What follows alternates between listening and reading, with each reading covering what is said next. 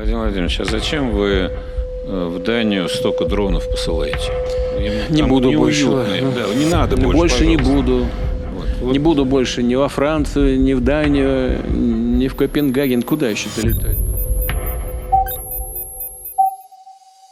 Брзо се произведуваат, не се премногу скапи и тешко се забележуваат на радарските системи. Производството е неколку чекори пред одбраната од нив. Се користат и во големи војни, но и при така наречени хибридни напади. Стојат ли Москва и руските дронови зад последните диверзии во неколку европски земји?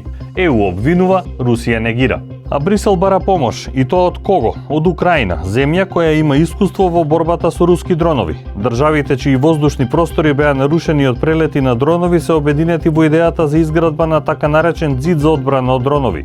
Полска, Данска, Латвија, Литванија, Норвешка, Финска, Германија беа таргет на овие беспилотни летала. Тука не говориме за физичка изградба на ѕид, туку неколку слојна мрежа за детекција и заштита. Да видиме како таа може да функционира.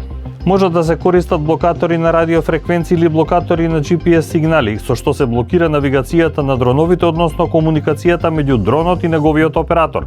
Дронот може да се урне, да слета или да се врати во базата. Постои дилема на колкава дистанца ваквите системи се ефикасни против дроновите. Методот познат како спафинг функционира на база на лажни фреквенции со кои дронот се упатува на погрешни локации. Ракети се користат во ситуациите кога дронот нема радиофреквентни сигнали. Можат да се користат и напредни радарски системи кои навреме можат да ги детектираат или неутрализираат дроновите. Земјите членки на Европската Унија и НАТО веќе го користат овој систем. А можат да се употребат и дронови пресретнувачи кои би го уништиле дронот кој представува опасност. Кој од овие начини за заштита од дронови ќе го одберат Европската Унија и пред се источното крило на НАТО останува да видиме. Единствено е известно дека за тоа се решени да потрошат милиарди евра.